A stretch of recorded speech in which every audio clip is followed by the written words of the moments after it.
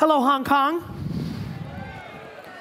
Thanks for hanging around. I will try to deliver.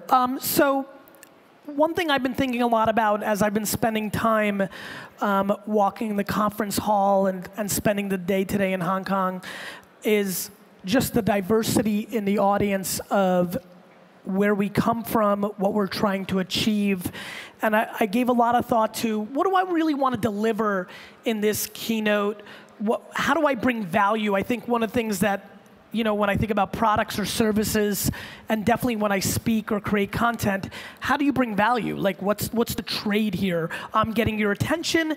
I want to bring you value in return. And the thing that really stands out for me is the one thing that I'm confident in, the one thing that I'm absolutely confident in is what attaches all of us. What is the one common theme, whether you're a startup, whether you're a professional, whether you're a student, solo entrepreneur, large company, starting tomorrow? What is the one thing that guarantees a connection point that we can all agree on and get value out of the framework that I create here? And I think that comes down to one simple thing, that no matter what you're doing in this room, whether you're trying to raise money for a nonprofit, or you're trying to sell a fintech product, or trying to raise capital for what you're trying to achieve, the one thing that we all trade on in this room is attention. The thing that allows me the luxury to stand here in front of you guys today is that I have had a very successful career over the last 20 years on trading attention. Basically, all I ever think about is your attention. Where is it? And how do I create content there to drive whatever I'm trying to achieve? So when I think about the connection point for this audience, it's predicated on attention. Where are the eyeballs? Where are the ears? Where are they? And how do you trade on them? Now, the way we trade in the environment we live on today is, this is it. Like, anybody who doesn't understand that this is the single most important thing on earth besides your health is making enormous mistakes. Now, obviously, that's a hyperbolized statement, but if you want to be relevant, if you're sitting in this conference right now and this is not your religion, you're in deep shit. And you're in deep shit because every second that goes by, whatever the consumer's attention was on, it is going here. And will there be a day when this goes away? Absolutely.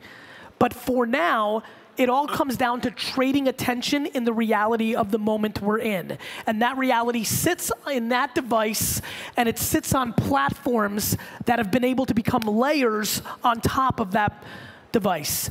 And in every country, whether it's mainland China versus Russia versus the US versus Indonesia, every country is going to have its dynamics of which 3 to 7 to 9 platforms were able to penetrate and layer themselves on top of here. And then once that is established, it is everybody's job in here to produce stories, whether in written, audio, or video form, to be in those platforms to basically tell your story. And you need to basically explain to me the value prop of what you're bringing to the table in that environment. And the big vulnerability is, if you've been a marketer or operator or entrepreneur for the last 20 years, like I have, the shit changes.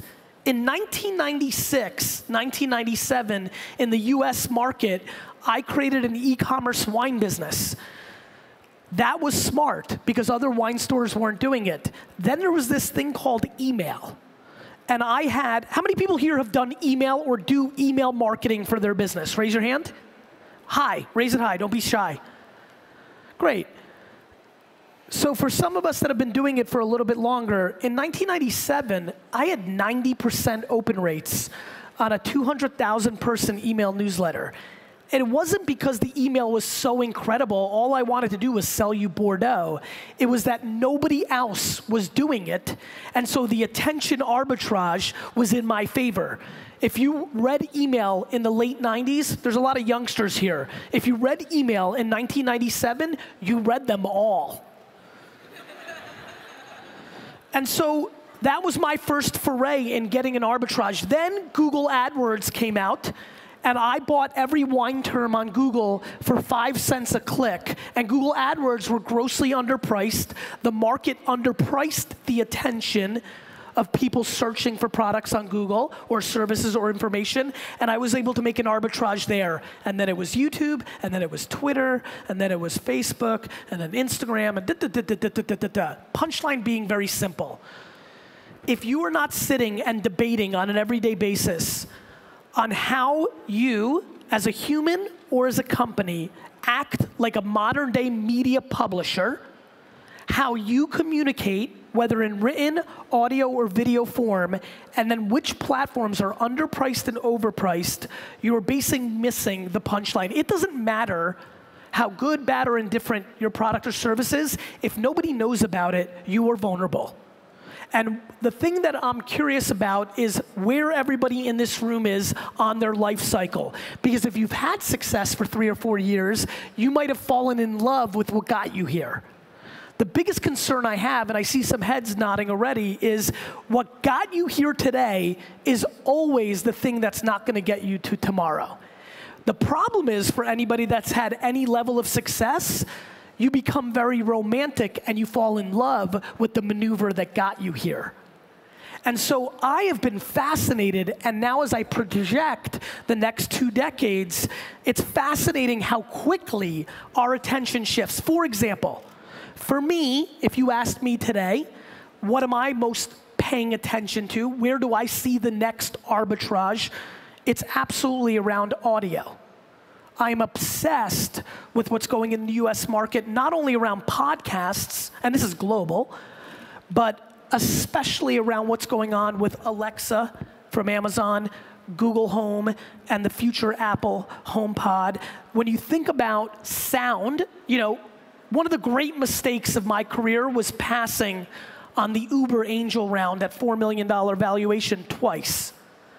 When I later invested, when it was a $50 million valuation, the reason I invested was not because I saw anything other than I realized that Uber was selling time, not transportation. The one thing I promise you is that every single person here, besides the health and well-being of their family and money, values time. And time is emerging very quickly.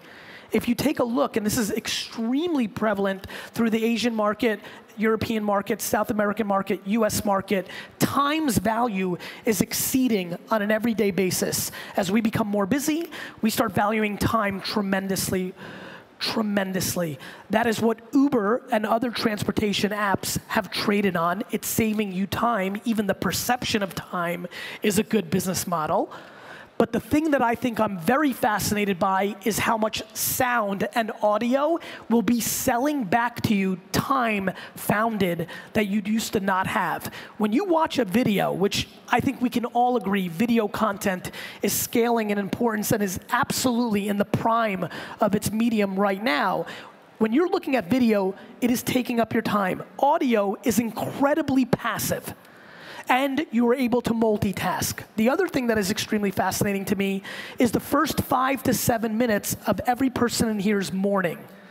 And when I think about the potential of sound devices interacting with us and giving us our briefings or our 10 things we need to know, the reason I chose Rise, Hong Kong crowd, the reason I chose to focus on sound right away is I'm obsessed with figuring out how do I bring value while I stand up here today.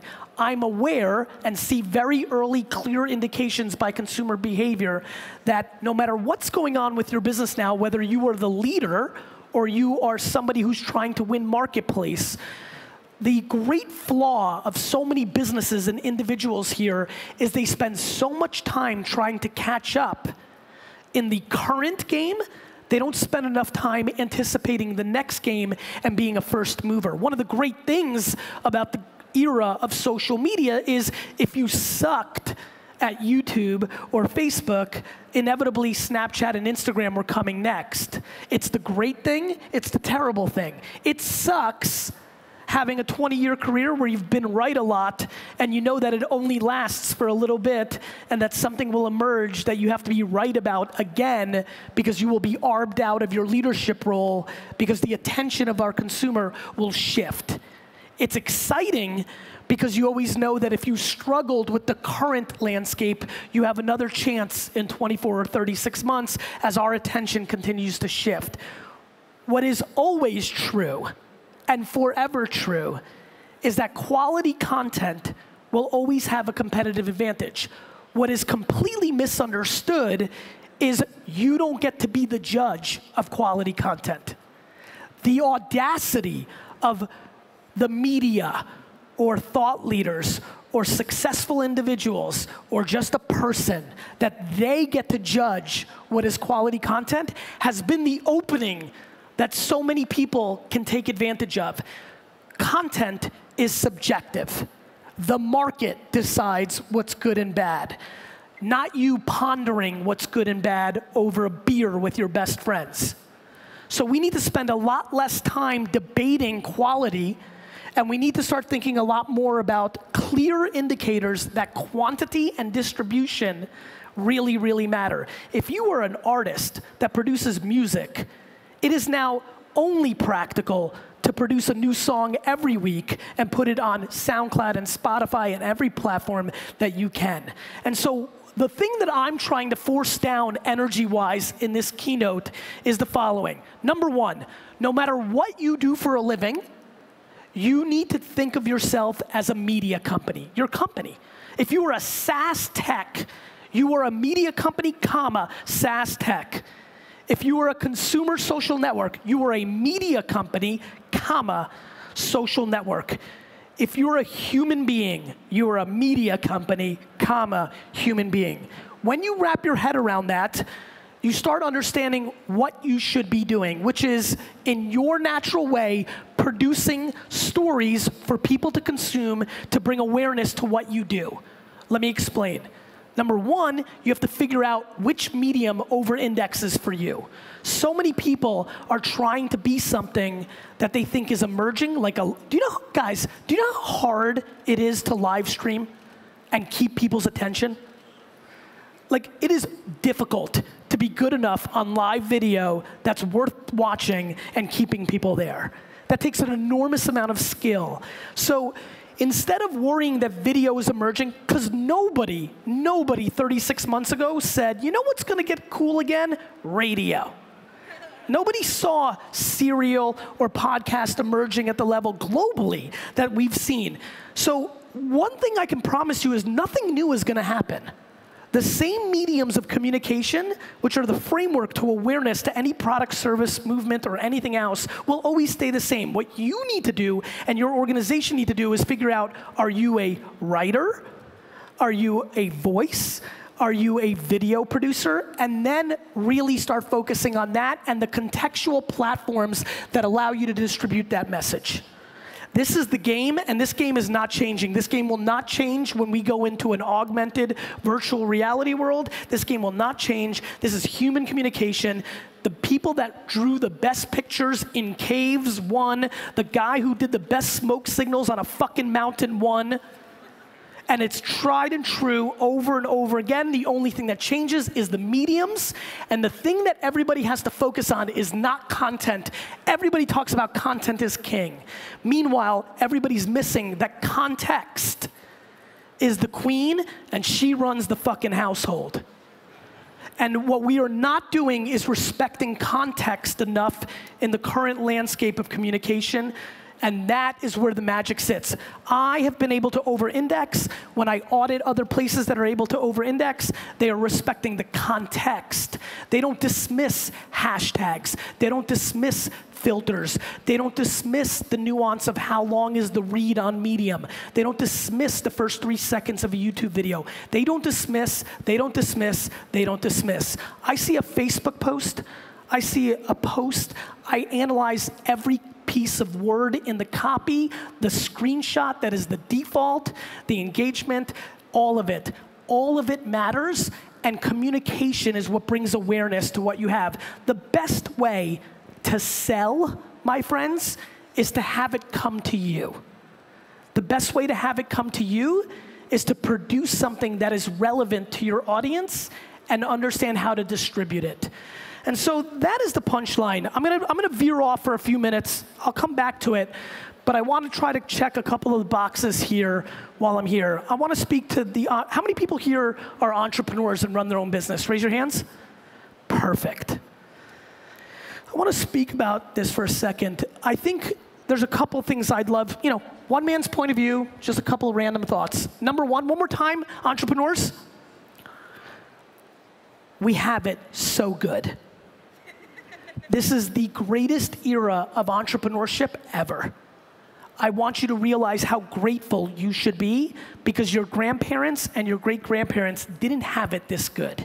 The practicality of what guys, we are underestimating the internet to a level that would blow your mind off. The internet is the greatest thing that has ever happened to the human race. People will be pessimistic about it, but this is an incredible change. How many people in this room remember the world pre-internet? Raise your hand. Shit's crazy, right? Like, for the ones that don't, you can't even wrap your head around how big of a shift this is. So number one, to every entrepreneur here, your great-grandmother wanted to be an entrepreneur too, but it wasn't practical because she had to pay the bills and do her thing, and she couldn't work on it at 9 p.m. at night. It's not how the world worked. So one, if you are not taking this opportunity for what it is, you've already put yourself in second place. This is the moment. Number two, entrepreneurship got popular. And that means it's dangerous. Because there's a lot of people that raise their hands that have entrepreneurial tendencies and aren't necessarily entrepreneurs. Just because you say you're an entrepreneur doesn't mean you're a successful entrepreneur. And the reason I bring that up is not to be like, I'm cool, you're not, or anything of that nature. There's just one very important thing that is not being discussed enough. We talk about working smart and having the right strategy and having the right product. I'm stunned by how much pushback there is when I talk about working hard. There is zero people you know that have built a successful business without working their face off. There are people that have inherited money. There are people that have had that dynamic, but you know nobody, nor does the world, that has started from zero and built something substantial that hasn't put in a disproportional amount of work to get there. It is the one utterly controllable aspect of our game, and if you really want this, please really start thinking about maximizing every minute. That doesn't mean neglecting your family. That doesn't mean neglecting your health, but I am stunned as somebody who's spending an enormous amount of time in this ecosystem by how many people have the ambition and their mouth is running to what they're going to accomplish and their actions don't map to it at all. And so I beg you to realize how lucky you are to be in the game during a time where there's so much infrastructure that gives us a great chance to make it practical. And I just want to remind everybody, the global economy has been really good for a while now. For some of the other people in this room that remember the world pre-internet, the good times don't last forever. This fucking conference existed in 2000, and everybody got a job after shit hit the fan. So please take advantage and go hard, because when shit hits the fan and there's no funding, and you run out of money, and you have to go work at UBS, you would have wished that you would have worked fucking harder during this era. What else? That's the big one, man. Fuck. It's funny. I appreciate that one. It's just really practical. Like, when it's good, and when you have it on your side, it's important to squeeze as hard and as fast as you can, because it's hard to get to the other side. And there's, when I look around this room, there's so many youngsters. If you've never tasted the shit era, if you weren't operating in 2008 and 9, if you weren't operating in year 2000, you just don't know. It's not your fault. This is the landscape that you've worked on. This has been the environment for the last 8 or 9 years. It's very difficult to know what the alternatives look like. Let me help you what the alternatives look like. Your fucking idea is not worth $4 million. Right? You don't just, your B round isn't, guys, I invested in Tumblr in 2009 in its B round at a $14 million valuation. You know, it's a different landscape, and it takes real skill to navigate through those times, so you have to take advantage of it right now. A couple of things that I'm really paying attention to.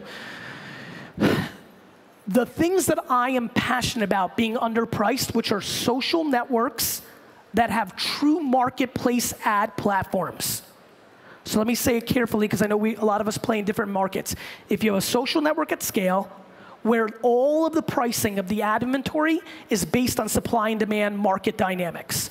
The Facebooks and the Googles and the things of that world. The thing that I want a lot of the startups and entrepreneurs to understand here is the following. The Fortune 1000, the 5,000 biggest companies in the world are grossly underspending on these platforms. They are grossly underspending on these platforms. As somebody who lived through the word wine being 5 cents a click and then being $9, let me explain to you what's going to happen over the next 36 to 48 months.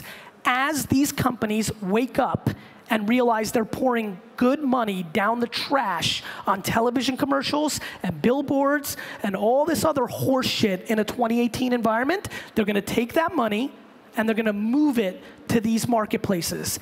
And the cost of you penetrating the end consumer's attention will grossly excel in cost, deeming them less of a good deal than they are today. There will be a day when I go to fucking Rise or Web Summit or whatever fuck Patty tells me to go. There will be a day where I stand right here and I will say, you're still doing social networks? You're an idiot. Not because anything other than two dynamics will happen. Number one, we will be more conditioned to feed dynamics and start tuning out the ads. And number two, the proper level of investment from the biggest companies in the world will go there, deeming the platform appropriately priced, not underpriced. Once you put your hole in where the water's coming out, somewhere else will emerge. For me, as a Russian immigrant who had a family business, we didn't have a lot of money. I had $13,000 in advertising budget for the entire year. Every penny mattered, and that's why I found myself to email and Google AdWords. If I had millions of dollars, I would have bought the Wall Street Journal and television commercials and all that other horse shit. This dynamic for this room matters tremendously because we are sitting right now in the last 20 years in one of the great arbitrage moments. Right now, these social networks at scale with market dynamic prices are grossly underpriced. And number two, and even more extremely underpriced, depending on the market, we are living through the great boom of the early influencer marketing dynamics where influencers are so underpriced after you take away the top 1%, that 99% of influencers or KOLs or whatever the fuck you want to call them are so grossly underpriced right now that everybody will look back to this 5 to 7 year era and be sad that they didn't pour more money into that price point, into that ecosystem. And so for me, as I sit here today, I get excited because I know the people that act on these arbitrages are going to disproportionately win. One thing that is never talked about and will be in the history books is how much Amazon used Google AdWords to build their business. One thing that is long forgotten is how much eBay used Google AdWords to build their business. We have these moments, and you need to take advantage of them. And so I implore you that if you're still just headline reading, and you've made your decision on the ROI of WeChat or Facebook or Snapchat or whatever it may be, that you get educated. Because the amount of people in this room that are headline readers and are not practitioners is stunning. We are in a complete ecosystem right now of headline readers who read 1 or 2, 3 things and they form their opinions. A lot of people here tonight over a glass of wine are going to debate the value of something that they've never executed on. And in that human vulnerability where you only headline read and you talk about shit you don't know is the arbitrage. So the current arb, social network marketplace dynamics, influencers. My intuition on the emerging arbitrage, voice. Between podcasting and skill-based AI voice dynamics, super interesting. Other than that, all overpriced shit. We've got billions of dollars being poured into 30-second commercials that nobody's watching. We've got billions of dollars being poured into programmatic banner and pre-roll inventory that nobody gives a shit about. And so we have a big disconnect, which means when you have such a dynamic, you have the biggest companies in the world wasting their money. This is when the opportunity for emergence is. And so we live through these times with these dynamics in play, while at the same time, both in the US and China, we have an incredibly interesting moment that is an absolute fear for a lot of entrepreneurs, which is the big incumbents have never been quicker to copy features to not allow startups to gain momentum. And what you see in China and definitely in the US with Facebook and Instagram is now starting to bleed into the B2B environment and clearly into the B2C environment. So we have an era right now where the vulnerability of a land grab of consumers and attention is a difficult one if the incumbent leaders are viewing your business as a feature versus an actual business. Now, to me, that's exactly how it should be.